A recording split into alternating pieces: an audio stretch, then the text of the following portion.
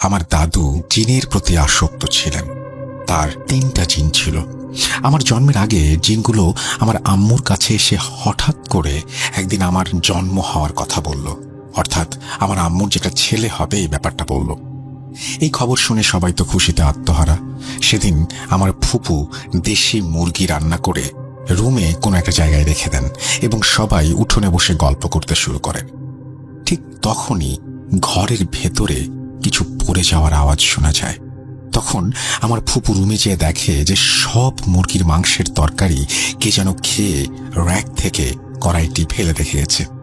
ফুপু মনে করেন দাদুর দুষ্টু জিনগুলোই মনে হয় কিছু করেছে। আসল ঘটনা শুরু 2002-এর ডিসেম্বর মাসের 6 তারিখ। সেদিন আমার জন্ম হয়, কিন্তু আমি কোনো রকম কাঁদি না, লড়িও না। এটা দেখে সবাই মনে করে আমি মনে হয় আর নেই। এভাবে 1 ঘন্টা সবাই কাঁদে। হঠাৎ করে আমি কেঁদে উঠি। তারপরে সবাই চিন্তামুক্ত হয়। আমি এখন স্বাভাবিকভাবে বড় হচ্ছি। আমার আব্বু আম্মু আমাকে গ্রামে দাদা দাদির কাছে রেখে ঢাকায় চলে যায়। আমি স্কুলে 4র্থ শ্রেণীতে যখন পড়ি, একদিন সকাল 11টায় স্কুল ব্যাগ নিয়ে আমি স্কুলের দিকে রওনা হই। বলে রাখা ভালো, আমাদের গ্রামের নাম বিনোদবাড়ি মানকন। এই গ্রামে পুরনো একটি ডিপ টিউবওয়েল আছে, যেটা দিয়ে খেতে পানি দেয়া হয়। সেই কল জুড়ে অনেক ঘটনা আছে, সেটা কোনো অন্য একদিন শোনাবো। আমি যখন স্কুলে যাই, রাস্তার ডান পাশে সেই কলটা দেখি। সেখানে আমার হাঁটুর পরিমাণ 2টা মানুষ, বয়স্ক, একটা মহিলা, অন্যটি ছিল পুরুষ। পুরুষটির মাথায় একটা বস্তা ছিল, জ্যৈষ্ঠ মাস ছিল, আমার হাতে একটা পাকা আম ছিল। হঠাৎ বুড়ো খাটো মহিলাটি আমার কাছে এসে বলে, বাবা, আমটা দিবা, আমরা খাবো। আমি কিছু না ভেবে দিয়ে দেই আর স্কুলে যাওয়া শুরু করি। এই ঘটনাটি রাতে আমি আমার দাদুকে বলি। দাদু আমাকে বলে, তুই খুব ভালো একটা কাজ করেছিস, এরা হলো জিন, তুই না দিলে তোর অনেক ক্ষতি হতো। আমি যখন ক্লাস 4-এ পরীক্ষা দিই, আমি লেখার আগেই আমার হাত যেন অটোমেটিক চলতো, অর্থাৎ মনে হতো যে কেউ আমার হয়ে লিখে দিচ্ছে। আমি একটু ইন্টারেস্টেড হই ব্যাপারটি নিয়ে, এবং সেইবার আমার রোল 3 হয়। এভাবে আমি ক্লাস 5-এ পরীক্ষা দেওয়ার সময় একই ঘটনা ঘটে যায়। এসব আমার বাবাকে ফোনে বলার পর আমার বাবা আমাকে ঢাকায় নিয়ে আসেন। আমার বাবা মা দিয়াবাড়িতে থাকতো। দিয়াবাড়ি খালপাড় একটি স্কুল, ব্রাইট হেভেন ইন্টারন্যাশনাল স্কুলে ক্লাস 6-এ আমি ভর্তি হই।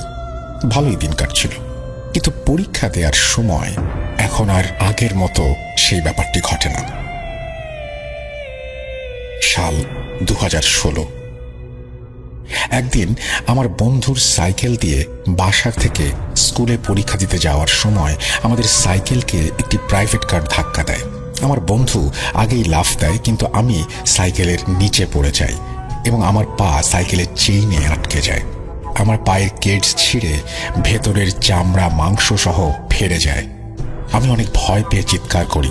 পরে রিক্সা করে আমাকে ট্রিটমেন্ট করিয়ে বাসায় নিয়ে আসা হয়। সেদিন রাতে ঘুমিয়ে আছি, হঠাৎ আমার ঘুম ভেঙে যায় ওয়াশরুমে যাবার প্রয়োজনে। আমি আম্মুকে বলি আমি ওয়াশরুমে যাব। বাড়ির সামনে পচা একটা বিল ছিল, সেখানে আস্তে আস্তে যাওয়ার সময় হঠাৎ আমি কিছুতে পা দিই। দেখি একটা বেড়াল আমার পায়ের নিচে পড়ে এক লাফে 7তলা বিল্ডিংয়ের ওপরে উঠে গেল। একটু সময়ের মধ্যে অনেক লম্বা আকাশ ছোঁয়া একটা কালো মানুষের মতো হয়ে যায়। আমি অনেক ভয় পাই। ঠিক তখনই একটা কাটা হাত আমার সামনে আসতে থাকে।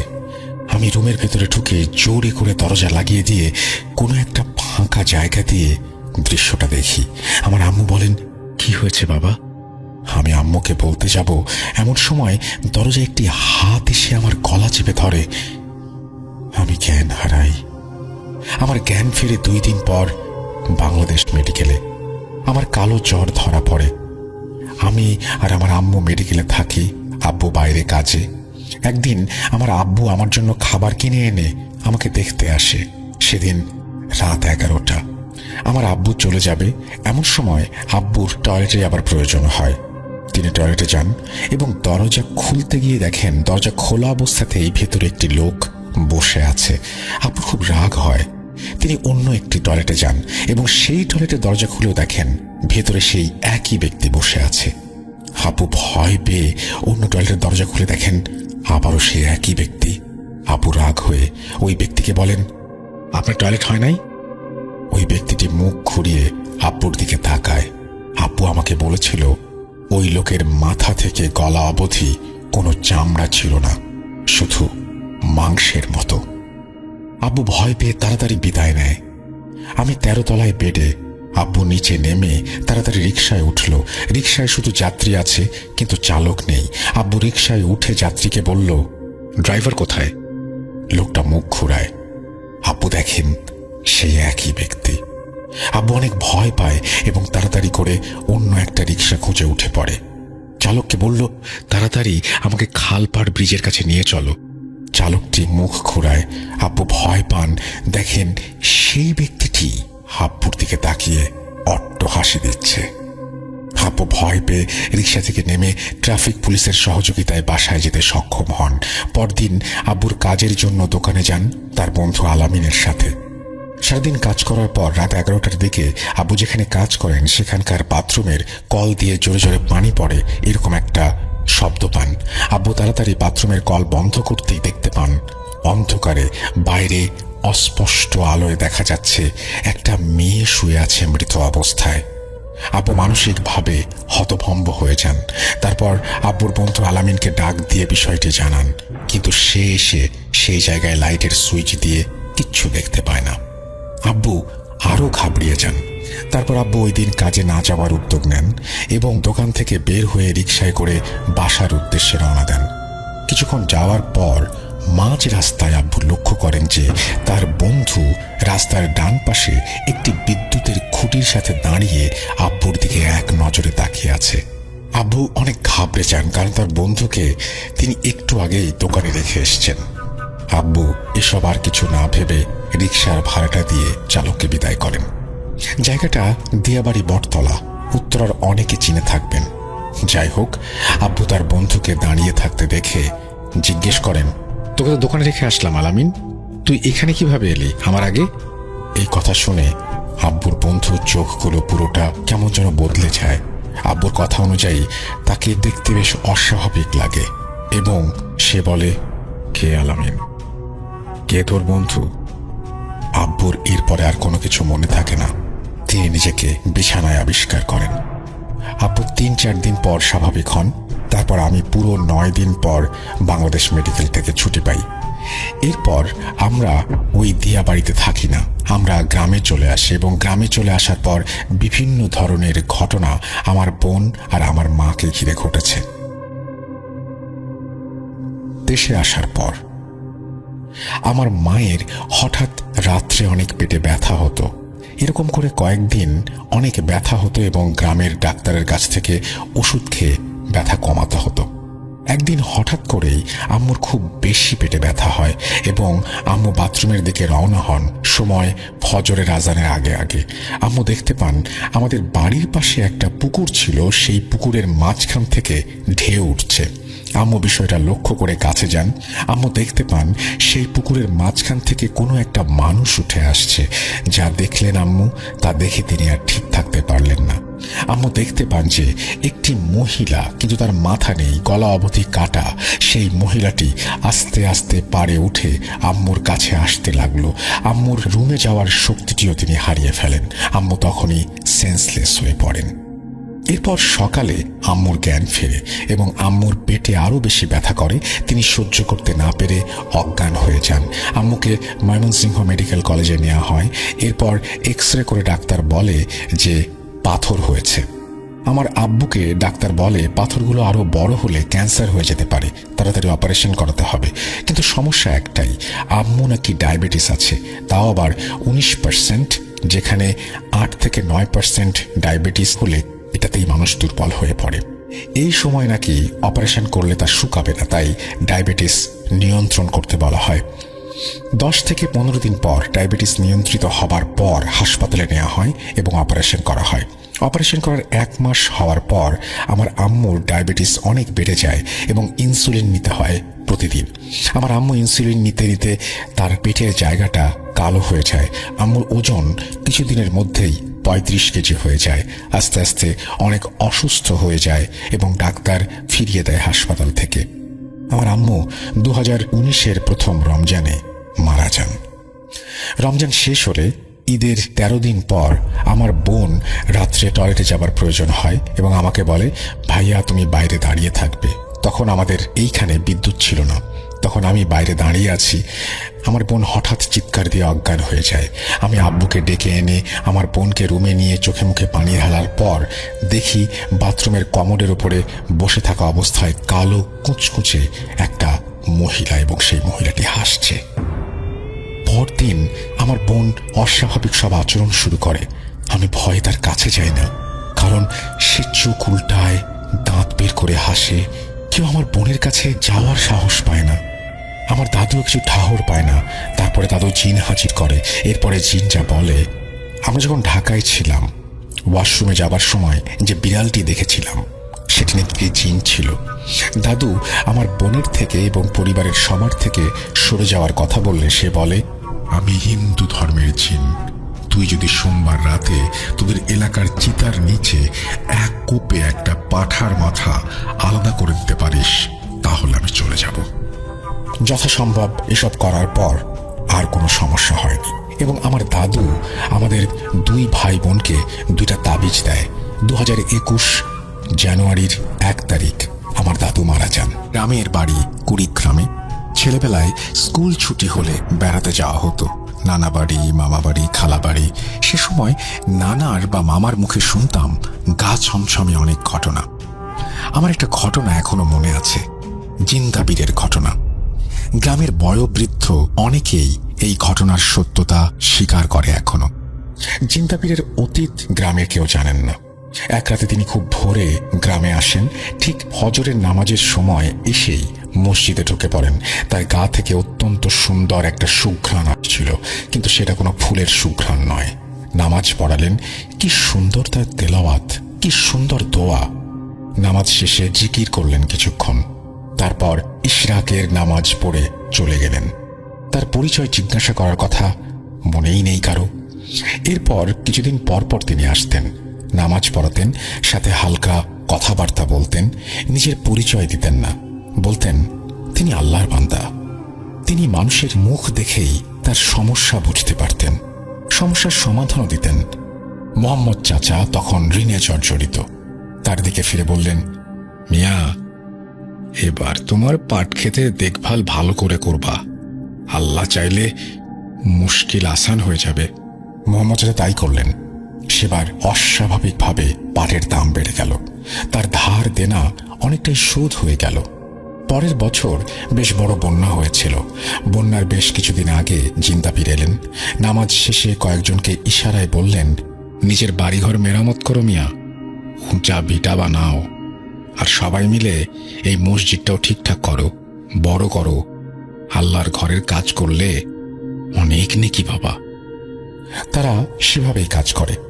বন্যায় তাদের তেমন কোনো ক্ষতি হয় না। মসজিদটা মেরামত করায় সেখানে অনেক মানুষ আশ্রয় নিয়েছিল বন্যার সময়। বেশ কয়েকজন অসুস্থ ব্যক্তি যারা বিভিন্ন রোগে ভুগছিল তাদেরকে জিন্দাপীর একটা আতর মাখিয়ে দিতেন। সেই আতরের ঘ্রাণ অন্যরা পেত না, যাকে মাখানো হয়েছে সেই পেত। আস্তে আস্তে সে সুস্থ হয়ে যেত। গ্রামের মসজিদটার চারিদিকে অনেক গাছপালা ছিল, বড় বড় আম কাঁঠাল গাছ। গাছগুলোতে ফল হতো না, অনেক বয়স হয়ে গেছে বলে হয়তো। এইরকমই একটা কাঁঠাল গাছের নিচে মজিদ মিয়ার ছনের ঘর। একদিন ফজরের নামাজের পর জিন্দাপীর বললেন, আব্দুল মজিদ মিয়া, তোমার ওই ঘরটা ওই গাছের নিচ থেকে সরায়া আর উত্তরে নিয়ে যাও, ঠিক ওই আমলকি গাছটার নিচে। মজিদ মিয়া কথা আমলে নেয় না। দিন 15 পরে হঠাৎ একটা ঝড় আসে। সেই ঝড়ে সেই কাঁঠাল গাছটা ভেঙে পড়ে মজিদ মিয়ার ঘরের ওপর। মজিদ মিয়া ঘরে ছিল না, খেতে কাজ করছিল। মজিদের বউ গেছে ধান ভানতে। ছেলে মেয়ে 2জন ছিল ঘরে, দুজনেই মারা যায়। এই ঘটনা মুখে মুখে ছড়িয়ে পড়ে। জিন্দাপীরের কথা না মানায় এমন হয়েছে। সকলের মুখে মুখে তখন জিন্দাপীরের নাম। মসজিদের সামনে ফজরের সময় অনেক লোক জমা হতে থাকে। কারো হাতে পানির বোতল, তেলের বোতল জিন্দাপীরের কাছে পরে নিতে এসেছে। দলে দলে অনেক রোগী বিভিন্ন গ্রাম থেকে এখানে আসতে শুরু করে, কিন্তু জিন্দাপীর আর আসেন নাই। ওটা ছিল 1980-1982 দিকে। তখন আমি ক্লাস 6 বা 7-এ পড়তাম। আমি থাকতাম গ্রামের বাড়িতে, যেটি উত্তরবঙ্গের কোনো একটি জেলায় অবস্থিত। ছোটবেলা থেকেই আমার ছিল কাপড় সেলাই ও মেশিনের ওপর অনেক আগ্রহ। তাই আমি প্রতিদিন স্কুল ফাঁকি দিয়ে এলাকার একটি কাপড়ের দোকানে সারাদিন বসে থাকতাম ও কাজ দেখতাম। প্রচুর আগ্রহ থাকার কারণে এভাবে কাজ দেখতে দেখতে অনেক কাজ নিজে থেকেই শিখে ফেলেছিলাম। আমার এমন আগ্রহ দেখে সেই দর্জি দোকানের মালিক আমাকে সেই দোকানে কাজে নিয়ে নিল। কাজ করতে করতে এক সময়ে আমাকে পড়ালেখা বাদ দিতে হলো। আর এভাবেই চলতে লাগলো আমার দিন। প্রতিদিন কাজ করে বাড়ি ফিরতে প্রায় রাত 1টা-2টা বেজে যেত। দোকানের থেকে আমার বাড়ির দূরত্ব পায়ে হেঁটে 25-30 মিনিটের মতো হবে, এবং পথে শুধুমাত্র একটি বটগাছ ছাড়া আর তেমন কোনো কিছু চোখে পড়ার মতো ছিল না। দেখতে দেখতে একসময় রমজান মাসও চলে আসলো। আর রমজান মাস হওয়ার কারণে আমি চিন্তা করলাম আরেকটু দেরি করে, অর্থাৎ সেহরির সময় বাসায় ফিরব। এতে করে সেহরি করে ঘুমিয়ে যেতে পারবো।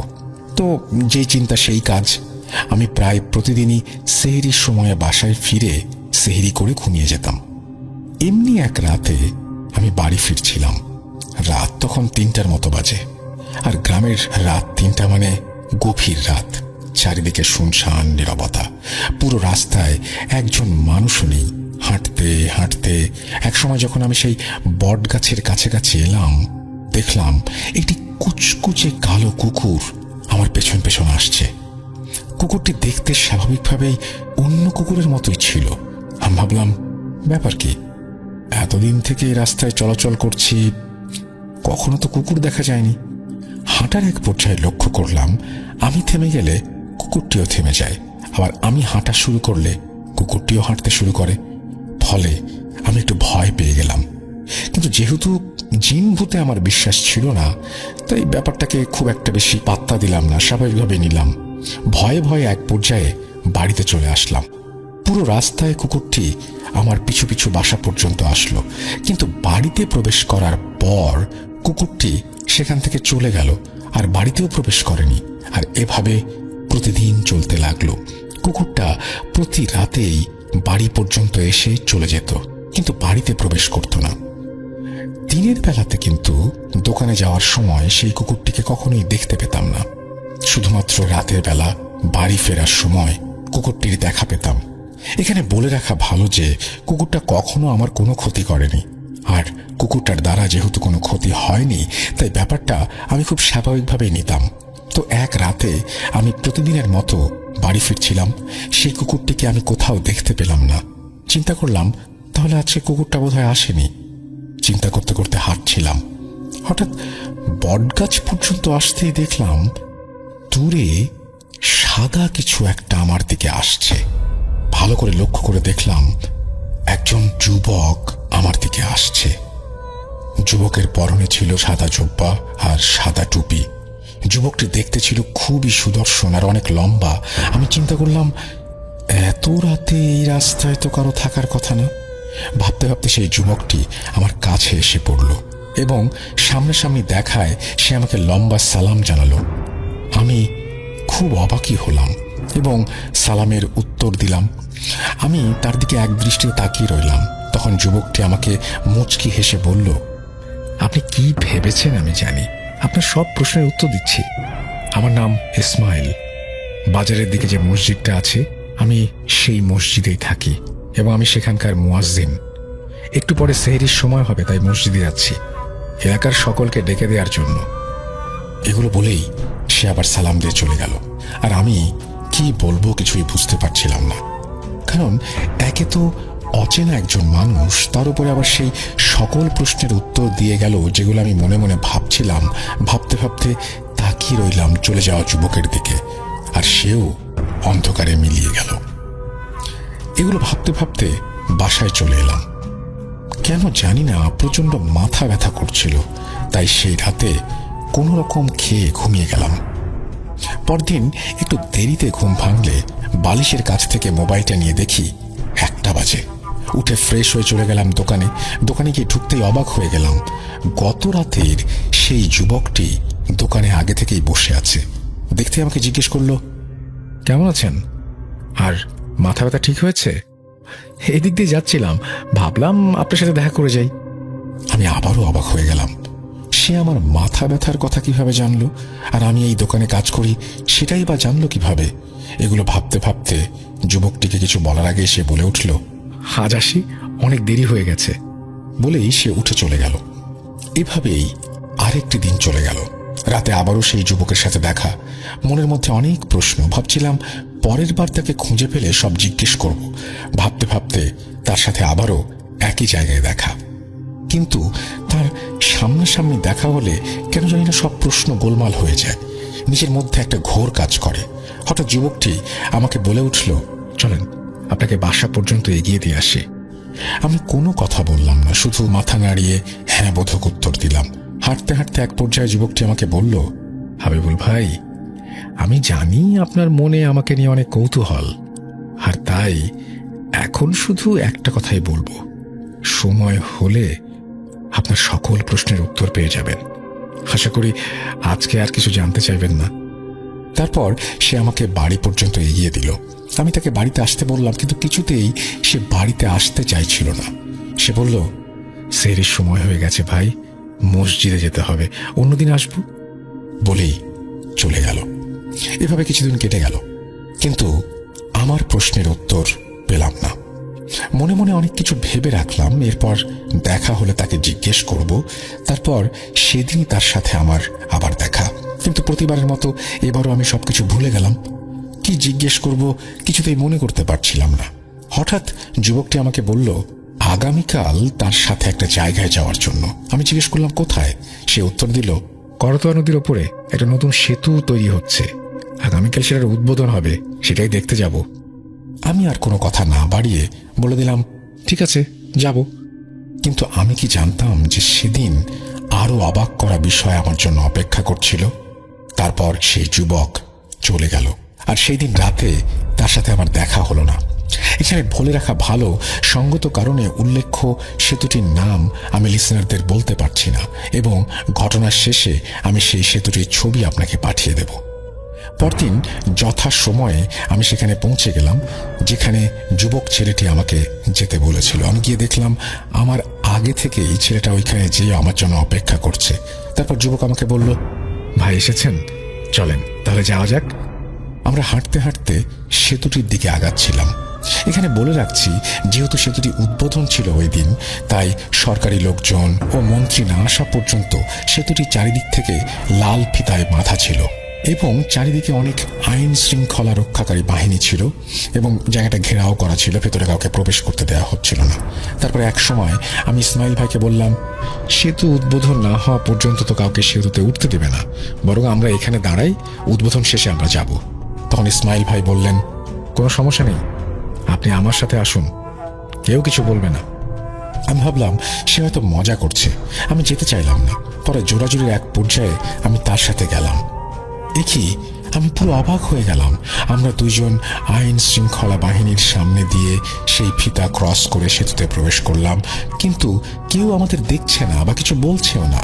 পুরো ফাঁকা সেতু, এপার থেকে ওপার দেখা যাচ্ছে। আমরা দুইজন ছাড়া আর কেউ নেই সেই সেতুতে। বেশ ভালোই লাগছিল। আমরা দুইজন সেতুটির এক প্রান্ত থেকে অপর প্রান্ত পর্যন্ত হেঁটে এলাম, সেতুর সীমানার বাইরে। তারপর এক সময়ে সরকারি লোকজন ও মন্ত্রী এসে সেতুটি উদ্বোধন করলো, আর আমরাও সেখান থেকে চলে আসি। সেদিন আর দোকানে যাইনি। ইসমাইল ভাইকে বিদায় দিয়ে সোজা বাসায় চলে আসলাম। রাতে ঘুমানোর সময় হঠাৎ মনে পড়ল আজকের কথা। কিভাবে শুধুমাত্র আমরা দুইজন সেই সেতুতে প্রবেশ করে চলে এলাম, আর এত মানুষ থাকা সত্ত্বেও কেউ আমাদের দেখল না কেন? আবারও আমার মনের মধ্যে প্রশ্নগুলো জাগ্রত হলো। এসব ভাবতে ভাবতে সেই রাতের মতো ঘুমিয়ে গেলাম। পরদিন তাকে সব জিজ্ঞেস করব বলে মনে মনে দৃঢ় প্রতিজ্ঞা করলাম, যেই কথা সেই কাজ। রাতে তাড়াতাড়ি দোকান থেকে ছুটি নিলাম বাড়িতে চলে যাওয়ার জন্য। মনে মনে ইসমাইল ভাইয়ের জন্য অপেক্ষা করছিলাম। তার বাড়ির পথে হাঁটছিলাম। প্রতিদিনের মতোই হুট করে কোথা থেকে যেন ইসমাইল ভাই এসেও পড়লেন। আজকে আর কিছুই ভুললাম না আমি। তার সাথে দেখা হতেই আমি শক্ত করে তার একটা হাত চেপে ধরলাম এবং খুব রাগান্বিত হয়ে প্রশ্ন করে বসলাম, তুমি কে? সত্যি করে বলো তো, আর আমার পিছনে কেন পড়েছ? সে কোনো উত্তর দিল না।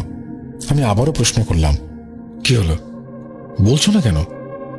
তাতেও তার কোনো উত্তর ছিল না, শুধু মুচকি হাসি। এটা দেখে আমার রাগ বেড়ে গেল। আমি তাকে বললাম, তুমি যেই হও না কেন, আজকের পর থেকে আর কোনো দিন যেন তোমাকে আমার আশেপাশে না দেখি। বলেই চলে আসতে লাগছিলাম, তখনই সে আমার একটা হাত ধরে টান দিল আর মুচকি হেসে বলল, দাঁড়ান, একদিন আপনাকে বলেছিলাম যে সময় হলে ঠিকই সব প্রশ্নের উত্তর পাবেন, আর আজকে সেই সময় এসে গেছে। আমার সাথে চলুন। কোথায় যাব? আহা, ভয় পাবেন না, চলুন। যেহেতু আমার জেদ ছিল যা হবে হোক, কিন্তু আমি আজকে জেনেই ছাড়বো ইসমাইলের ব্যাপারটা এবং তার সম্পর্কে সবকিছু যেহেতু বুঝতে চেষ্টা করব, তাই বেশি কথা না বলে সে যেভাবে বলেছিল সেভাবেই কাজ করতে লাগলাম। যখন হাঁটার পর আমরা পৌঁছে গেলাম আমাদের এলাকার একটি স্কুলের মাঠে, তাকে জিজ্ঞেস করলাম, এইখানে কেন? একটা নিরিবিলি জায়গা খুঁজছিলাম। কি জানার আছে বলুন আমাকে। আমি আমার প্রশ্নগুলো এক একে ছুড়ে দিলাম তার দিকে। কে তুমি? কোথা থেকে এসেছো? কি চাও আমার কাছে? ইসমাইল উত্তর দিল, আমার নাম ইসমাইল, আমি একজন জিন। আমি রাস্তার পাশে সেই পুরাতন বটগাছটায় থাকি, আর আপনি অনুমতি দিলে আমি আপনার সাথে থাকতে চাই। আমি ওয়াদা করছি আমার দ্বারা আপনার এবং আপনার পরিবারের কারো কোনো ক্ষতি হবে না ইনশাল্লাহ, এবং যতটা সম্ভব পারবো আপনার উপকার করতে চেষ্টা করব। ইসমাইলের মুখে সব কথা শুনে আমার পায়ের নিচ থেকে মাটি সরে গেল, আমার পুরো শরীর ভয়ে ঠান্ডা হয়ে গেল, আর আমি থরথর করে কাঁপছিলাম। মনে হচ্ছিল যেন আমি আর এই দুনিয়াতে নেই, একটা ঘোরের মধ্যে চলে গেছি। তারপর আর কোনো কিছু মনে নেই আমার। মনে হলো সেন্সলেস হয়ে গেলাম। জ্ঞান ফিরেছে কখন জানি না। জ্ঞান ফিরতে আমি দেখলাম আমি এখনো সেই স্কুলের মাঠেই শুয়ে আছি, আর আমার সামনে ঠায় দাঁড়িয়ে আছে ইসমাইল নামক সেই জিনটি।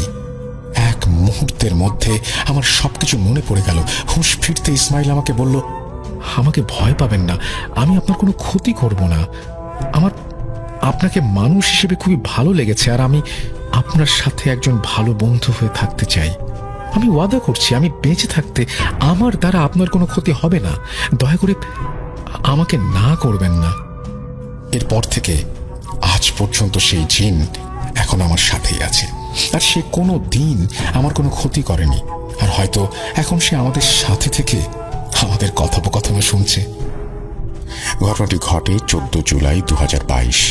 10 জুলাই দিনটি ছিল ঈদের দিন। জরুরি ভিত্তিতে কলেজের একটু কাজের জন্য আমাকে ঈদের 2 দিন পরে পাবনা যেতে হয়। আমি যখন পাবনাতে আমার মেসে যাই তখন দেখি মেসে আমি বাদে আর কেউ নেই। 2 তলাতে 2-3জন ভাইয়ারা ছিল মাত্র।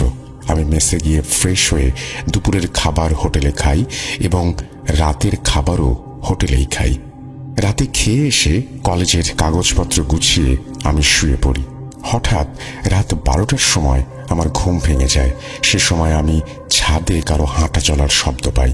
আমি ভাবি দোতলার ভাইয়ারা হয়তো ছাদে গিয়েছে। এই ভেবে আমি আবার শুয়ে পড়ি। হঠাৎ দরজায় কি যেন নক করে। আমি দরজা খুলতেই দেখি আমার রুমমেট দরজার ওপাশে দাঁড়িয়ে। তাকে দেখে আমি রীতিমতো অবাক। আমি তাকে জিজ্ঞেস করলাম, কিরে তুই এত রাতে বাড়ি থেকে কিভাবে আসলি? সে কোনো উত্তর না দিয়ে আমাকে শুয়ে পড়তে বলে এবং আমি তখন কোনো কিছু না ভেবে শুয়ে পড়ি। হঠাৎ করে লোডশেডিং এর কারণে অনেক গরম লাগে এবং আমার ঘুম ভেঙে যায়। ঘুম ভাঙলে আমি দেখি আমার রুমমেট আমার রুমে নেই। তৎক্ষণাৎ আমি আবার ছাদে পায়ের শব্দ পাই এবং আমি ভাবি যে আমার রুমমেট হয়তো লোডশেডিং এর কারণে ছাদে গিয়েছে। সাধারণত লোডশেডিং হলে আমরা ছাদে যাই। আমি আমার রুমমেট ভেবে ছাদে যাই এবং এই ছাদে যাওয়াটাই ছিল হয়তো আমার জীবনের সবচেয়ে বড় ভুল। আমি ছাদে গিয়ে কাউকে দেখতে না পেয়ে আসতে চাচ্ছিলাম, ঠিক তখনই পেছন থেকে আমাকে কে যেন ডাক দেয় এবং পেছনে কাউকে দেখতে পাই না। তখন আমি অনেক ভয় পাই। হঠাৎ করে ছাদে পানির ট্যাঙ্কের পাশে কারোর উপস্থিতি লক্ষ্য করি। তখন আমি একটু সাহস নিয়ে বলি, কে ওখানে? কোনো উত্তর না পেয়ে আমি সামনের দিকে এগিয়ে যাই এবং গিয়ে যা দেখি তা দেখার জন্য আমি কোনোভাবেই প্রস্তুত ছিলাম না। আমি দেখি আমার রুমমেট পানির ট্যাঙ্কের পাশে বসে আছে। তার চেহারা দেখে আমি রীতিমতো ভয় পেয়ে যাই। তার মুখের এক পাশ ছিল ঝলসানো, অন্য পাশ ছিল অনেকটা বেড়ালের মতো বা কোনো প্রাণীর মতো। এটা দেখে আমি নিজেকে কন্ট্রোল করতে পারছিলাম না। তখন বুকের সাহস ও আল্লাহর নাম নিয়ে খুব জোরে দৌড় দেই এবং হঠাৎ করেই ছাদের দরজা বন্ধ হয়ে যায়। তখন তো আমার জান প্রায় বেরিয়ে হয়ে যাচ্ছিল। তখন খেয়াল করি আমার রুমমেট রূপী সেই শয়তান আমার দিকে এগিয়ে আসছে। এই দেখে আমি অজ্ঞান হয়ে যাই। যখন আমার জ্ঞান ফেরে তখন আমি নিজেকে আমার রুমে আবিষ্কার করি। তখন আমার কাছে ছিল দোতলার ভাইয়ারা। তারা সব জানতে চাইলে আমি তাদের সব খুলে বলি। তারপর আমার রুমমেটের খোঁজ নিতে বলি। আমি তৎক্ষণাৎ আমার রুমমেটকে ফোন দেই এবং সে আমাকে জানায় সে বাড়িতেই। এই শুনে আমি ভাবি, তাহলে সারা রাত আমি কার সাথে ছিলাম? কি ভাবছেন, ঘটনাটি এখানেই শেষ? হয়তো এখানে শেষ হলে অনেক ভালো হতো, কিন্তু আমার জন্য এর থেকেও খারাপ কিছু অপেক্ষা করছিল। এই ঘটনা ঘটার 3-4 মাস পর্যন্ত আমার কিছু হয়নি। আমি ধীরে ধীরে ঘটনাটি ভুলে যেতে থাকি। হঠাৎ একদিন আমার রুমমেটের জোড়াজুড়িতে আমাকে ছাদে যেতে হয়। তখন বিকেল 5টা বাজে। আমি ছাদে গিয়ে ফ্রি ফায়ার খেলতে শুরু করি। খেলতে খেলতে কখন যে সন্ধ্যা হয়েছে বুঝতে পারিনি। এমন সময় খেয়াল করে দেখি আমার রুমমেট আমার পাশে নেই। তখন দেখি পুরো ছাদে আমি একাই রয়েছি। তখনই আমার সেই 4 মাস আগের কথা মনে পড়ে যায়। আমি তখন তাড়াহুড়ো করে নিচে নেমে যাই। ঠিক তখনই দেখি করিডোরে কি যেন দাঁড়িয়ে আছে। আমি ভাবলাম আমার রুমমেট হয়তো, তাই তাকে ডাক দিলাম এবং সে ঘুরে তাকালো। তার চেহারার দিকে তাকিয়ে আমি জ্ঞান হারানোর মতো একটা অবস্থায় পৌঁছে গেলাম। আমি দেখি সেই বিভৎস চেহারা, আমার রুমমেট রূপী সেই শয়তান আমার সামনে দাঁড়িয়ে। আমি এই দেখে নিচে নামতে গিয়ে কিছু একটার সাথে ধাক্কা খাই এবং জোরে চিৎকার দিয়ে অজ্ঞান হয়ে যাই। জ্ঞান ফিরলে আমি নিজেকে আমার রুমে আবিষ্কার করি। কিছুদিন পর আমি সুস্থ হই এবং এই রহস্য উদ্ঘাটনের জন্য আমার মেসের এক পুরাতন ভাইয়ার কাছে সব ঘটনা খুলে বলি এবং এই ঘটনার রহস্য জানতে চাই। তখন তিনি আমাকে বলেন, মেসে 2-3 বছর আগে কোনো এক কারণে দুজন ছেলে নিজেদের মধ্যে দ্বন্দ্ব সৃষ্টি করে। এক পর্যায়ে একজন ছেলে অন্যজনকে ছাদে ডেকে নিয়ে যায় এবং বিভৎসভাবে তার মুখে পাথর দিয়ে আঘাত করে। তারপর সেই খুনি মেস ছেড়ে পালিয়ে যায়। এই ঘটনা ঘটার পর থেকে নানা রকমের কাহিনী ঘটতে থাকে। এই যেমন অনেকের রুমের দরজায় টোকা দেওয়ার শব্দ পাওয়া যায়, ছাদে হাঁটা চলার শব্দ পাওয়া যায়। তখন ভয়ে ভয়ে অনেকেই মেস ছেড়ে চলে যায়। আস্তে আস্তে কয়েক বছর পার হয়ে যায়। তখন মেসে অনেক নতুন মানুষ ওঠে, তাদের মধ্যে আমিও ছিলাম এবং আমার সাথে ঘটনা ঘটে। আমি আজ পর্যন্ত বুঝতে পারলাম না যে কেন আমার সাথে এই ঘটনা। উনি একটি ভ্যান চালক ছিলেন। প্রায় এখন ওনার বয়স প্রায় 55 বছর মতো হবে। তো ঘটনাটা ওনার সাথে ঘটছে অনেক আগে, প্রায় তখন 1985 বা 90 সাল এরকম। তো ওনার তখন বয়সও প্রায় অনেক কম। ওনার বয়স তখন অনেক কম, প্রায় মানে কিশোর বয়স আর কি। তো উনি তখন ভ্যান চালক ছিলেন। তো ওই সময় তো গ্রাম অঞ্চলে মানে কিছুই ছিল না বলা যায়, ঠিক আছে। একদম চারপাশে নিরিবিলি পরিবেশ ছিল এবং চারপাশে খালি গাছপালা এবং অত্যন্ত খুবই হাতে নগণ্য কয়েকটি বসত বাড়ি ছিল এবং খুবই দূরে দূরে মানুষকে যাতায়াত করতে হতো। গ্রামের রাস্তাঘাটও খুব খারাপ এবং পাকা রাস্তাঘাট তখন ছিল না। তো ঘটনাটা মেইনলি ঘটছে আকবর ভাইয়ের সাথে। তো আকবর ভাইয়ের যেভাবে বলছে আমি ঠিক সেভাবে করে ঘটনাটা আপনাদের সাথে শেয়ার করি। তো ওনার গ্রাম হচ্ছে, গ্রামের কথাটা আমি না বলি, ওনার গ্রাম আমি জাস্ট জেলার নামটা বলি। যে এই জেলাটা হচ্ছে কুষ্টিয়া জেলার একটা ঘটনা, কিন্তু আমি স্পেসিফিক ভাবে লোকেশনটা বলতেছি না। যারা কুষ্টিয়া জেলায় থাকেন তারা হয়তো জানেন ওই জায়গাটা সম্পর্কে, কেননা এটা অনেক একটি প্রসিদ্ধ জায়গা যেখানে এইসব মানে যারা থাকে ওনারা সবাই এই ধরনের ঘটনা সম্পর্কে অবগত আছে। তো মেনলি ঘটনাটা এরকম ছিল যে উনি যখন মানে উনি রাত্রে, ওনার আব্বু মেনলি সকালে ভ্যান চালাতো এবং বিকালের পরে ওনার আব্বু বাসায় ফিরে আসতো এবং উনাকে ভ্যানটা চালাতে বলতো, যে আকবর ভাই আছেন তো উনাকে মানে ভ্যানটা চালাতে বলে উনি চলে যেত বাসায়। তো ওনার কাজ ছিল যে বিকালের পর থেকে রাত 8টা থেকে 9টা নাগাদ, তখন রাত 8টা মানে অনেক রাত, প্রায় সবাই তখন ঘুমিয়ে যায়। গ্রামের মানুষ তো সে সময় একবারে মানে গভীর রাত বলা যায়। তো উনি 8টার মধ্যে বাসায় চলে আসতো। প্রায় 3 ঘন্টা মতো ওনার কাজ ছিল যে ভ্যান চালানো এবং যেই আয় রোজগার হতো এগুলা দিয়ে ওনাদের জীবন চলতো। তো যেদিন ঘটনাটা আকবর ভাইয়ের সাথে ঘটছে সেদিন ছিল বৃহস্পতিবারের দিন। উনি তখন হালকা হালকা বৃষ্টি বৃষ্টি আবহাওয়া, মানে বৃষ্টি হবে হবে এরকম একটা আবহাওয়া থাকে না, আর সেরকম একটা আবহাওয়া। এবং পরম ভাই মানে যাচ্ছে রাস্তায়, ফ্যান চালাচ্ছে, কিন্তু উনি কোনো পিছনে ওনার কোনো যাত্রী নেই। তখন বলা যায় 7টা বাজে, সন্ধ্যা 7টা, প্রায় গ্রামের মানুষ প্রায় সবাই ঘুমিয়ে গেছে। হাত দেখা যাচ্ছে এই দূরে 1-2টা মানুষ হাঁটাহাঁটি করতেছে, এরকম অবস্থা। তো আকবর ভাই ফিল করতেছে, মানে যে সময় উনি বাসার দিকে যাচ্ছে, উনি বাসায় ব্যাক করে যাচ্ছে, তো উনি ফিল করতেছে যে উনার পিছে কেউ একজন বসে আছে। তো উনি ফিল করতেছে কিভাবে, উনি যখন ভ্যান চালাচ্ছে তখন খেয়াল করতেছে যে পিছের থেকে উনার গায়ে কে যেন স্পর্শ, মানে আলতো স্পর্শ করে থাকলে যেরকম মনে হয় ঠিক সেরকম একটি স্পর্শ তিনি অনুভব করতে পারতেছেন। কিন্তু উনি যখন পিছে তাকানোর যে সাহসটা থাকা লাগে, উনি ওই মুহূর্তে ওই পিছে তাকানোর সাহসটা ওনার নেই, কেননা চারপাশে একদম জনমানব শূন্য একটি অবস্থা এবং অত্যন্ত দূরে এক একটা বাসা এবং মানুষজন নেই বললেই চলে। এবং উনি ওই সময় ওই রাস্তায় একটা মানুষও ছিল না। যখন এরকম উনি ফিল করা শুরু করেন, তো উনি যাচ্ছে, মনে হচ্ছে পিছের থেকে একটা আলতো স্পর্শ, এবং ভ্যানের যেই মানে পিছে একটা মানুষ বসলে কিন্তু রাসেল ভাই মানে ভ্যানের একটা ওয়েট থাকে, একটা ভার ওজন মতো অনুভব করা যায়। তো উনি এটা ফিল করতেছেন যে পিছে কেউ একজন বসে আছেন, কিন্তু উনি কিছু মানে করার ওনার আর শক্তি তখন নাই। উনি বুঝতেছেন যে পিছে কেউ একজন বসে আছে। তো চলন্ত ভ্যানে রাসেল ভাই হুট করে তো কেউ আর এসে বসে পড়তে পারবে না। তো তখন আকবর ভাই কি করেন, উনি যা যা সূরা পারে এবং যা যা উনি সূরা দুরূদ পড়া শুরু করে। তো এমন সময় উনি ফিল করে যে না, এখন আবার মনে হচ্ছে যে ফ্যানে কেউ নেই, ভ্যান একদম খালি। তখন উনি ফিল করতে পারতেছে ব্যাপারটা যে না, এটা স্বাভাবিক কিছু না।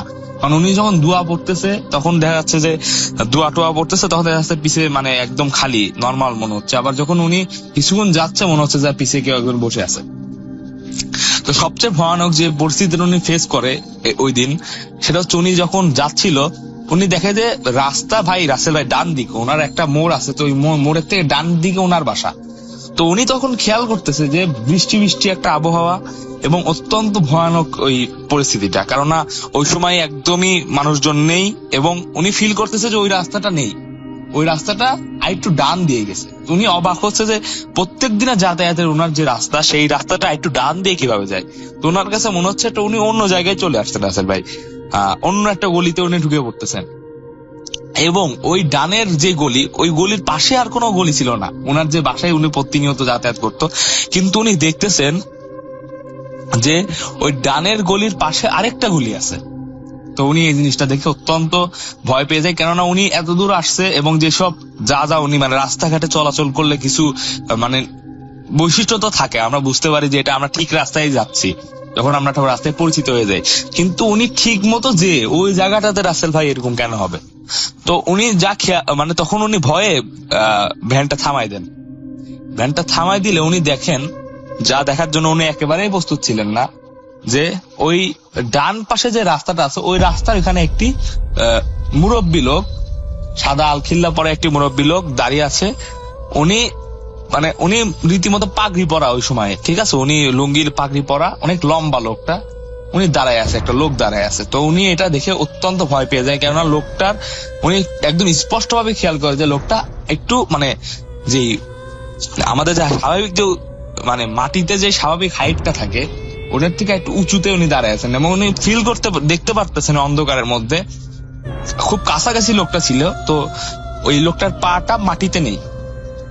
তো ওইটা দেখার পরে উনি যা বুঝার বুঝে ফেলে, এবং যখন উনি সেটা বুঝে ফেলে, সে যখন আবার সামনে তাকায়, সে তাকায় দেখে পিছনে ওই লোকটা এবার বসে আছে। একদম সেকেন্ডের মধ্যে, মুহূর্তের মধ্যে উনি এই সামনের থেকে পিছে থাকে ভ্যানের পিছের লোকটি বসে আছে এবং অত্যন্ত ভয়ানক ভাবে তার দিকে একটি মুচকি হাসি দেয়। এই মুচকি হাসি দেওয়ার পরে আকবর ভাইয়ের রাসেল ভাইয়ের আর কিচ্ছু মনে নেই। তো উনি তখনই সেন্সলেস হয়ে যায়, একটি চিৎকার দেয়। তো পরের দিন না, প্রায় রাত 10টার দিকে, ওই দিনই রাত 10টার দিকে ওনার যখন সেন্স ফিরে, তখন উনি খেয়াল করে যে উনি বাসায় আছেন এবং ওনার মাথার কাছে ওনার আব্বু আম্মু এবং তার ছোট ভাই শাহাদাত ভাই, তো ওনারা সবাই বসে আছেন। বসে ওনাকে বলতেছেন যে কি হয়েছিল খুলে বল। তো ওনার তখনও কিছু মনে পড়তেছিল না আসলে হয়েছিলটা কি। তো উনি খুলে বলে যে এরকম হয়েছিল, কেননা এরকম একটা ভয়ানক সিচুয়েশন। তো তো ওনার আব্বু বলে যে হয়তো তুই বেশি ভয় পাইছিস, হয়তো তুই ভুল কিছু দেখছিস, এরকম কিছু তো হওয়ার কথা না, কেননা আমিও প্রতিনিয়ত যাতায়াত করতেছি এবং এই রাস্তায় এরকম এর আগে কখনো কারো কাছ থেকে শুনি নাই। এবং যেহেতু জনমানবহীন রাস্তা ছিল, হয়তো খারাপ কিছু হইতেও পারে, কারণ রাসেল ভাই জিন তো আছেই। তো ওনারা যেহেতু মুসলমান ছিল, ওরা এটা বিশ্বাস করতো। তো ওনারা বলছে যে সমস্যা নেই, এরপরে সাবধানে রাত 6টার মধ্যে তুই বাসায় চলে আসবি। তো আকবর ভাই অত্যন্ত ভয় পায়। তো ঘটনাটা ওই পর্যন্ত যদি রাসেল ভাই শেষ হয়ে যেত, তাহলে হয়তো আজকে আমার আর এরপরের ঘটনাটুকু বলা লাগতো না, ভালোই হতো। তো ঘটনাটা আসলে ওই সময় শেষ হয় নাই। তো ওই দিন রাত্রে যখন আকবর ভাই ঘুমাচ্ছেন, উনি ফিল করতেছেন কেউ একজন ওনার পাশে দাঁড়ায় আছেন। এবং উনি যখন একটু চোখ খুলে তাকানোর চেষ্টা করে, দেখে যে কেউ একজন ওনার রুমে হাঁটাহাঁটি করতেছে। এবং উনি যখন খেয়াল করে, উনি দেখে যে এটা আর কেউ না রাসেল ভাই, এটা ওই লোকটাই, যে লোকটা ওনার ভ্যানের পিছে ছিল। তো উনি কোনো কথা না বলে উনি ঘুমানোর ভান করে থাকে এবং দেখে ওই লোকটা হঠাৎ করে উধাও হয়ে গেল। উনি চোখ যখন একবার বন্ধ করার পর হঠাৎ করে দেখে যে লোকটা আর নাই। তো উনি অত্যন্ত ভয় পায় এবং আল্লাহর নাম নিয়ে উনি ঘুমিয়ে পড়ার চেষ্টা করে। তো উনি যখন শুয়ে আছে, ওনার পিছে কেউ একজন শুয়ে আছে রাসেল ভাই, ওনার পিছে কেউ একজন শুয়ে আছে ওনার পাশে। উনি এটা ফিল করতেছে, একদম প্রেজেন্স অনুভব করতেছে আকবর ভাই। তখন তো রাসেল ভাই খাট ছিল না, তখন ছিল চৌকি টাইপের একটা, তো জায়গাটাও কম ছিল। তো উনি ফিল করতেছে ওনার পাশে কেউ একজন আছে, এটা উনি ক্লিয়ারলি ফিল করতে পারতেছিল। তো উনি তাকায় দেখে যে পিছে, যখন তাকায় দেখে কেউ নেই। পিছে যখন তাকায় দেখে পিছে কেউ নেই। এবং উনি এরপরে ফিল করে যে উনি যে বাসায় থাকতো, তখন ওটা টিনের বাসা ছিল। তো টিনের বাসার উপরে অত্যন্ত দৌড়াদৌড়ি বা হাঁটাহাঁটির শব্দ হচ্ছে। তো উনি এইগুলা ফিল করে, মানে উনি কি করবে, চিৎকার দিবে না কি করবে, উনি তখন বুঝতে পারে না। এবং উনি ঘুমায় পড়ে, ওই সময় উনি ঘুমায় পড়ে। তো যখন তার ঘুম ভাঙে, প্রায় তখন রাত 3টা কি 4টা বাজে, মানে সকাল সকাল একটা হবে এরকম একটা অবস্থা, মানে একেবারেই মাঝরাতে। ঠিক আছে, যখন গরমকাল, তো সকাল একটু তাড়াতাড়ি হয়ে যায়। তো রাসেল ভাই উনি মেনলি ঘুমটা ওনার ভাঙছিল একটা শব্দে।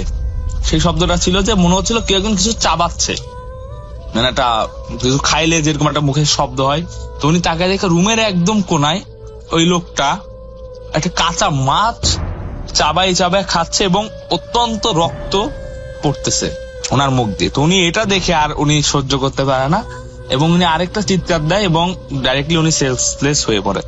তো তার বাবা মা বুঝতে পারে যে অবশ্যই তাহলে স্বাভাবিক কিছু ওর সাথে করতেছে না। তো আকবর ভাইকে ওনারা হুজুরের কাছে নিয়ে যায়। তো হুজুর আকবর ভাইকে দেখে এবং বলে যে তার কিছু হয় নাই, এবং সে কিছু মানে টানি পড়া দেয় এবং তাবিজ দিয়ে তাকে বলে যে সাবধানে থাকতে এবং রাত্রে বাইরে না যেতে, কেননা খারাপ কিছু দৃষ্টি পড়তেই পারে। আরেকটা কথা রাসেল ভাই বলে রাখি, সেটা হচ্ছে আকবর ভাই দেখতে অত্যন্ত সুন্দর ছিলেন।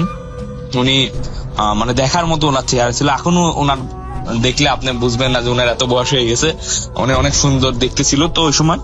তো উনি এইভাবে করে হুজুর কথাটা বলে, কিন্তু উনি তেমন কিছু বলে নাই যে ওনার কোনো মানে জিনে ভর করছে বা এরকম কিছু, উনি কিছু তখন বলে নাই। তো উনি সাবধানে থাকতে বলছে। তো ঠিক আছে রাসেল ভাই, ওই দিনের ঘটনা ওই পর্যন্ত শেষ হয়েছে। তারপরে আরেক দিনের ঘটনা আমি বলি। তারপরে 2-1 দিন তার কোনো সমস্যা হয় নাই। আপাতত উনি পানি পড়া, তারপরে যেগুলা তাবিজ ছিল ওইগুলা উনি মেনটেন করতেছিলেন। এবং 2-3 দিন পরে ওনার একটা বিয়ের অনুষ্ঠানে রাসেল ভাই দোয়া ছিল। বিয়ের অনুষ্ঠান বলতে ওই সময় কিন্তু বিয়ের অনুষ্ঠান বলতে এই গ্রামের বুঝেনি তো কিরকম, অনেক পুরাতন সময়। তো ওই বিয়ের অনুষ্ঠানে রাসেল ভাই ওই আকবর ভাইকে, আরেকটা কথা বলি, আকবর ভাইকে হুজুর গরুর মাংস খাইতে নিষেধ করছিল। ঠিক আছে, যে বিফ খাইতে, বিফের যে মাংস আছে, তো এটা গরুর মাংসটা অ্যাভয়েড করতে বলছিল হুজুর। কিন্তু উনি আসলে গরুর মাংস অ্যাভয়েড করলেও উনি একটা টিকিয়া খাইছিল, মানে একটা টিকিয়ার মতো কিছু একটা খাইছিল তখন ওই সময়।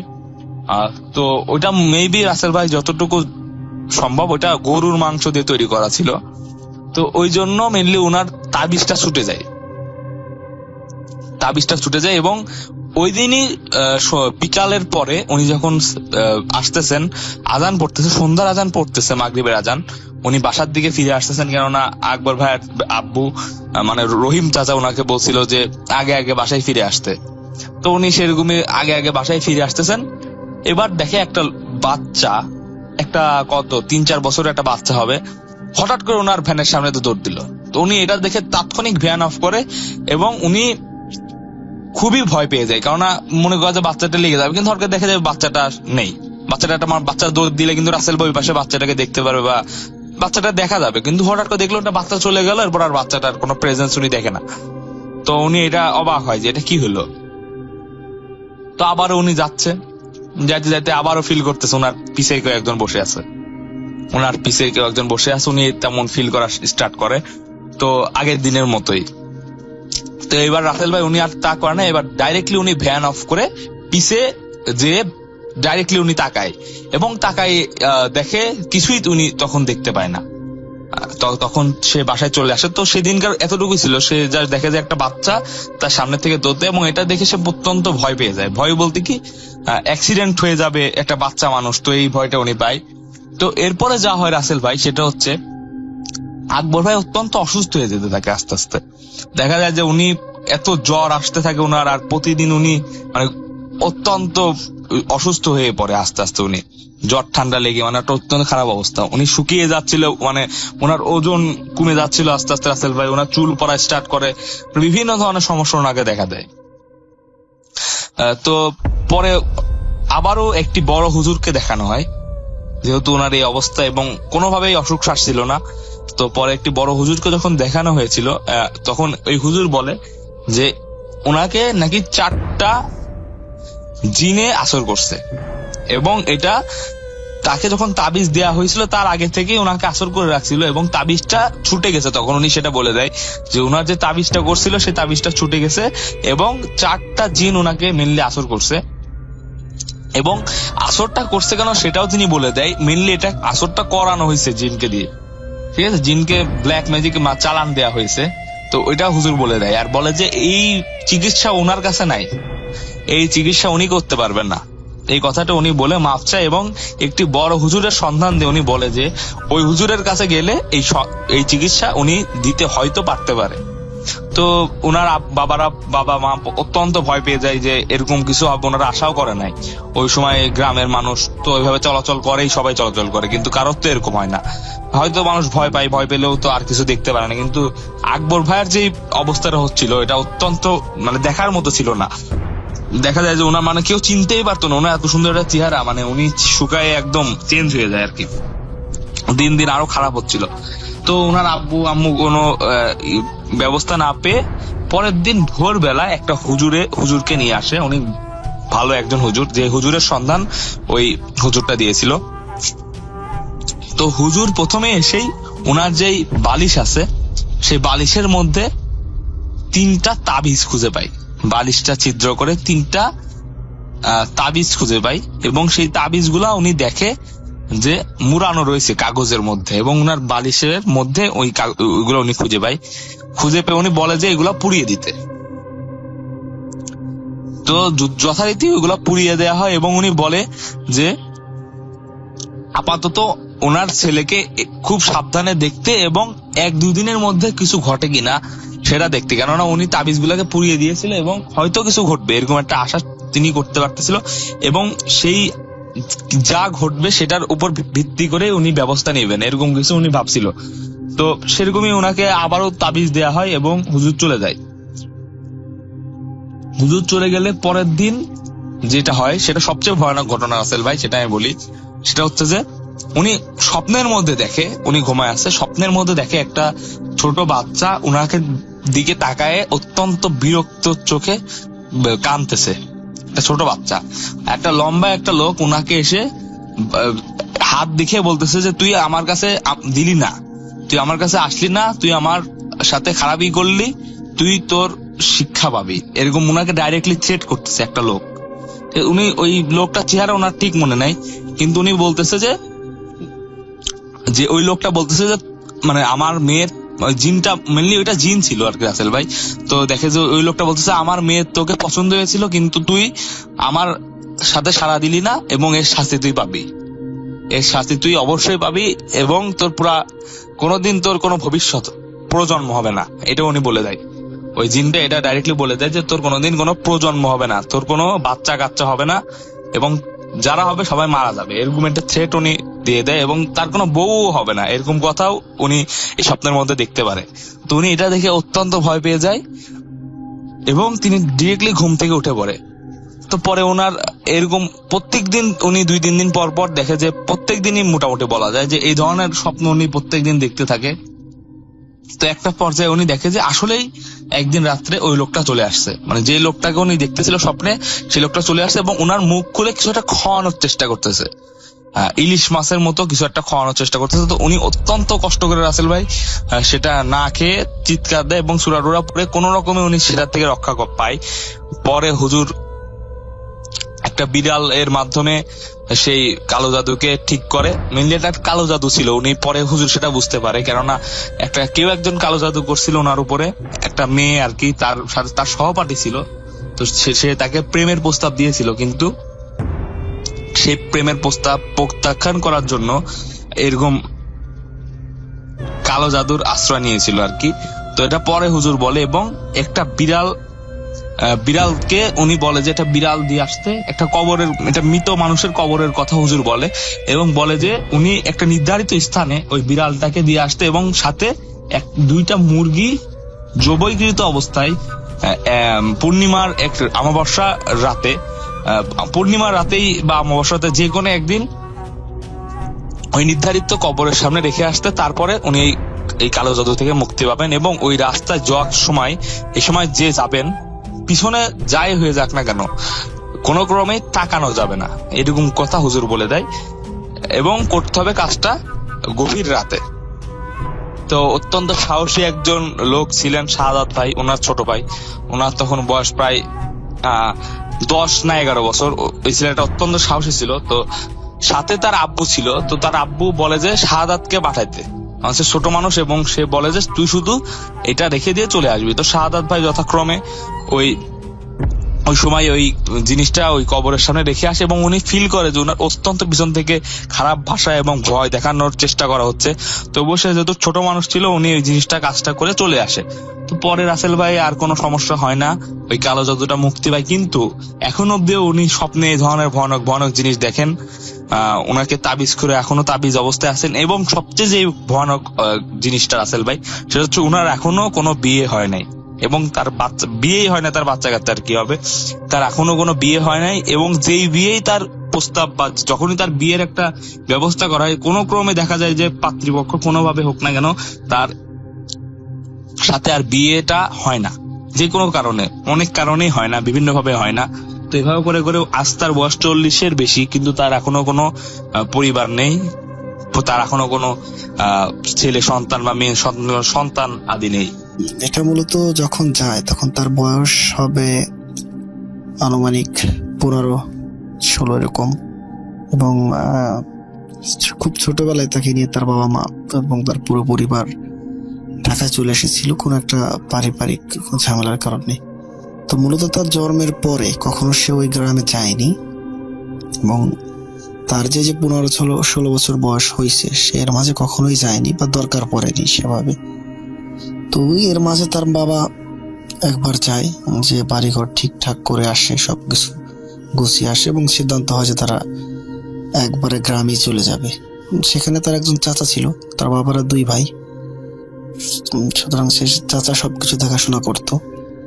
তো ওইখানে যাওয়ার জন্য যখন পরিকল্পনা করে, সবকিছু তার বাবা হচ্ছে ট্রাকে করে বাসার যত যা ছিল সব আগেই পাঠিয়ে দেয় পরিচিত একজন ট্রাক দিয়ে, এবং তার চাচা সাথে আসছিল ঢাকায়, সে ট্রাকে করে সব মালপত্র নিয়ে যায় এবং সবকিছু গোছগাছ করে সব ঠিকঠাক করে আর কি রওনা দিতে সন্ধ্যা হয়ে যায়। তো রওনা হবে, একটা গাড়ি ভাড়া করে, ছোট একটা ট্যাক্সি, যেখানে সে এবং তার ছোট বোন এবং তার বাবা মা 4 জন মিলে হচ্ছে ওই গ্রামের বাড়িতে ব্যাক করবে আর কি। তো এই ব্যাক করার সময় হচ্ছে ঘটনাটা মানে শুরু হয়।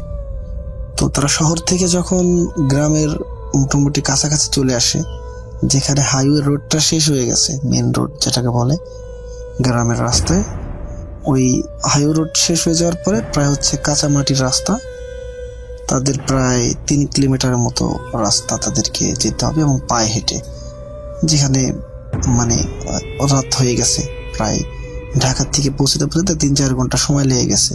তারা রওনা দিচ্ছে দেখা গেছে সন্ধ্যা 6টা 6:30। হ্যাঁ, পৌঁছতে দেখা গেছে 9:30 10:30 10টা এরকম বেজে গেছে। তখন আর কি ওই সময় গ্রামে অনেক রাত, গাড়ি তো দূরের কথা, কোনো ভ্যানও পাওয়া যেত না আর কি। তো তারা সিদ্ধান্ত নেয় যে হেঁটেই তারা রওনা দিবে। তো যে কথা সেই কাজ। তো যেহেতু সবকিছু ট্রাকে পাঠাইয়ে দিছে, কাছে ছিল হাতে 2-1টা ব্যাগ, একটা ঝুড়ি, যে ঝুড়ির ভিতরে কিছু ফল এবং কিছু খাবার দাবার, রুটি, কেক ইত্যাদি ওই ঝুড়ির ভিতরে ছিল। সেই ঝুড়িটা হচ্ছে ওই তোহান ভাইয়ের কাছে দিয়ে দেয়। আর যে ছোট হাতের ব্যাগগুলো ছিল সেগুলো তার বাবা মা এবং বোন তারা নেয়। তো তারা রওনা শুরু করে। এখন পর্যন্ত সবকিছু ঠিকই ছিল। তো তারা যখন রওনা শুরু করে ওই কাঁচা রাস্তা দিয়ে প্রায় 5-7 মিনিট হাঁটার মতো আসে, এবং আসার পরে দেখে যে তার একটা ভাই ওখানে মানে দাঁড়ায় আছে।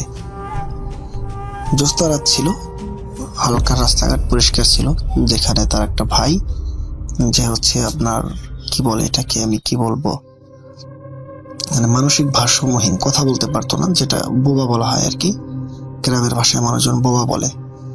তো সে কথা বলতে পারে না। তো শুনতে পারছে তার ভাই, চাচাতো ভাই, ওই যে তার চাচা শহরে তাদের আগায় নিয়ে আসার জন্য গেছিল, তার ছেলে আর কি। তো মানসিকভাবে ভারসাম্যহীন, কথা বলতে পারে না।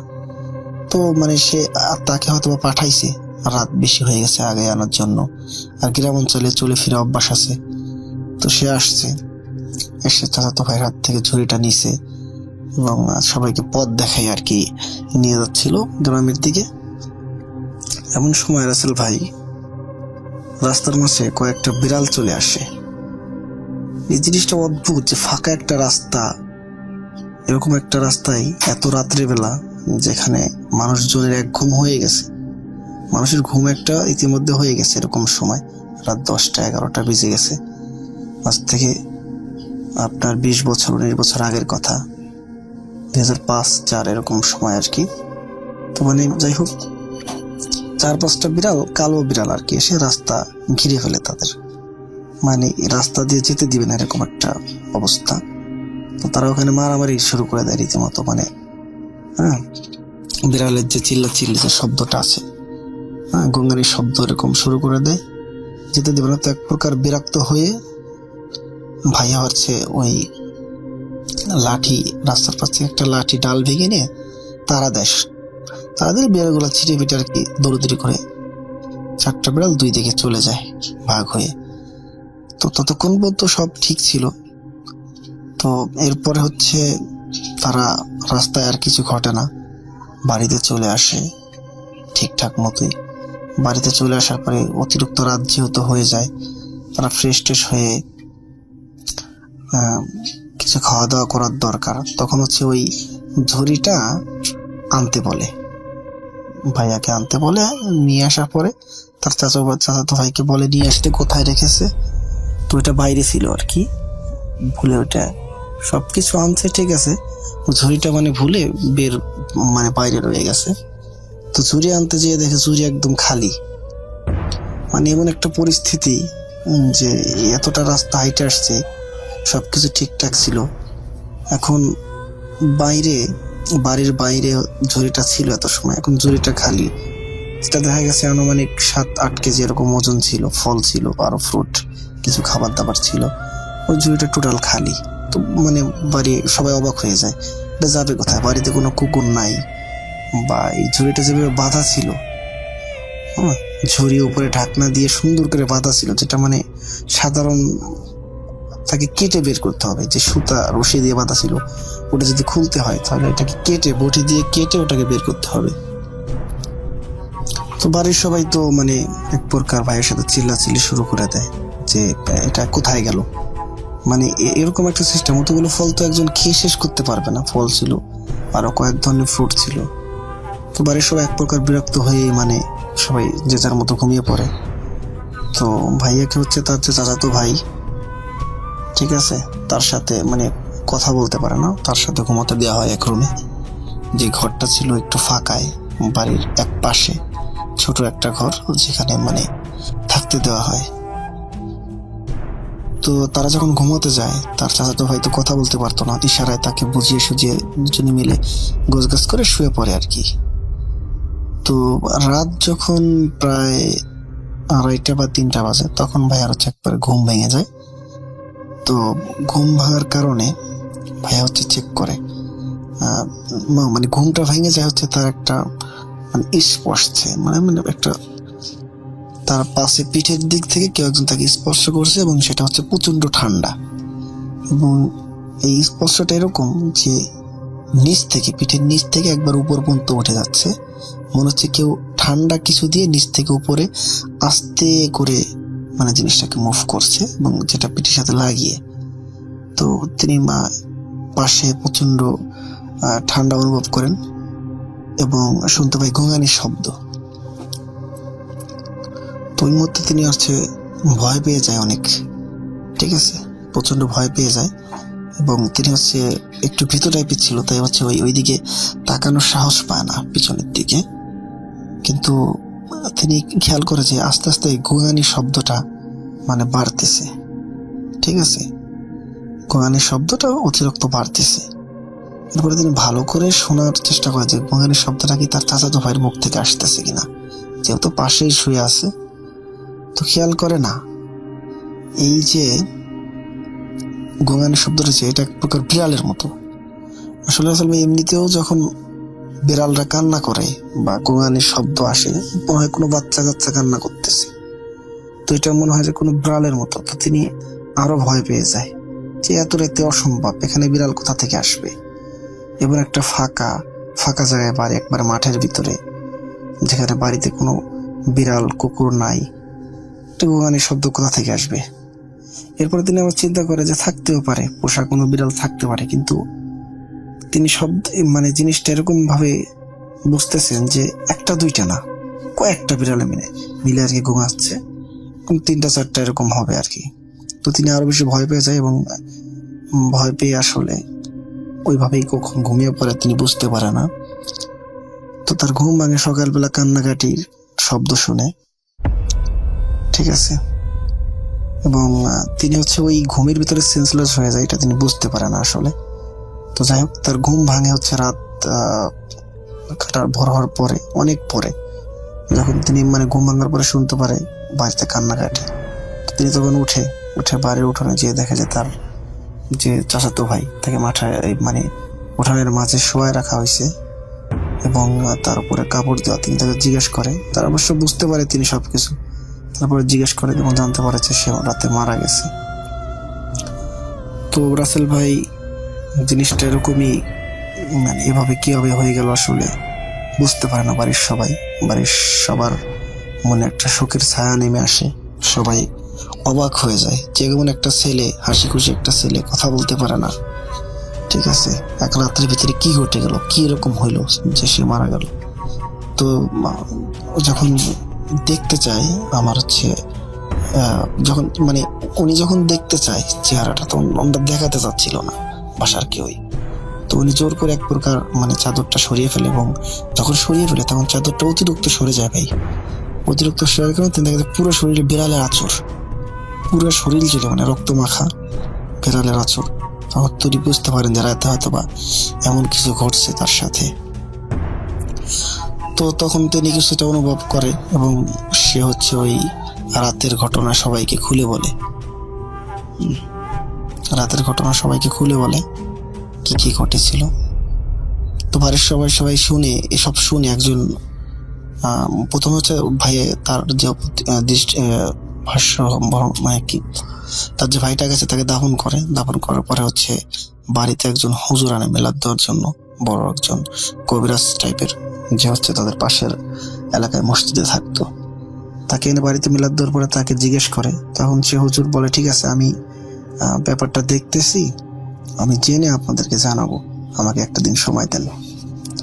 তো পরের দিন হুজুর এসে বলে যে আপনার ছেলে কিছু বদ জিনের পাল্লায় পড়েছিল, যেটা হচ্ছে সে যখন আপনার বাড়ি থেকে রওনা দিয়েছিল আপনার মেহমানদের আগাইতে, তখন সে হচ্ছে ওই রাস্তা দিয়ে যাচ্ছিল, তখন তার 3-4টা বিড়াল তার সামনে আসে, এবং এসে তাকে বাধা দেওয়ার চেষ্টা করে ওইদিকে না যাওয়ার জন্য কোনো কারণে।